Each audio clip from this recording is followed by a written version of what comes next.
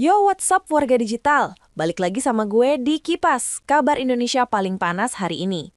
Kita bakal bedah drama politik yang bikin rakyat makin bingung.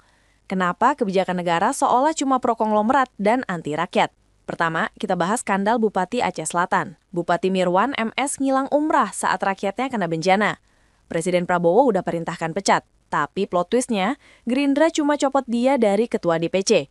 Mirwan cuma minta maaf katanya tindakannya meresahkan. Pertanyaannya, pecat atau cuma gimmick? Hukuman politiknya nggak make sense dibanding kerugian dan kekecewaan rakyat di sana. Ini bukti nyata solidaritas elit di atas kepentingan rakyat. Lanjut, soal jebakan ekonomi yang ngeri banget.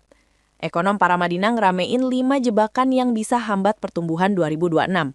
Yang paling geger adalah kebijakan fiskal yang berpihak ke konglomerat.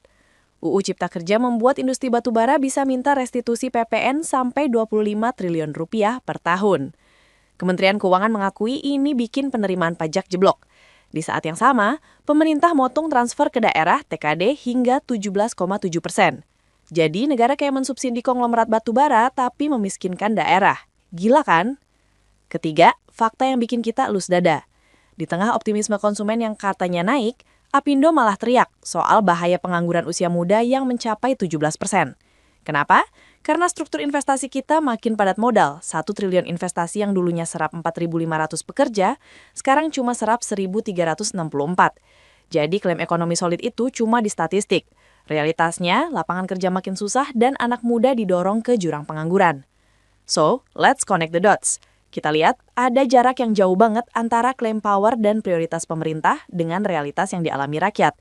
Di satu sisi, ada perlindungan elit, kasus Bupati dan subsidi fiskal yang nilainya triliunan. Tapi di sisi lain, rakyat harus terima pemangkasan anggaran daerah, kualitas lapangan kerja yang makin sedikit, dan kebebasan sipil yang makin dibungkam oleh aparat. Ini menunjukkan pembangunan kita jelas mengarah keuntungan di atas, beban di bawah. Menurut lo, tindakan Gerindra yang cuma copot Mirwan jadi ketua DPC itu udah cukup atau masih ada drama yang disembunyiin? Terus, subsidi 25T buat batubara itu make sense nggak saat daerah lagi melarat? Komen di bawah. Jangan lupa, jadi anak muda itu bukan berarti cuek. Justru kita yang harus paling berisik dan berani make a difference. Untuk update setiap harinya, langsung aja follow Kipas News dan subscribe channel kita di YouTube ya. Gue cabut dulu. Stay aware, stay critical. Peace out.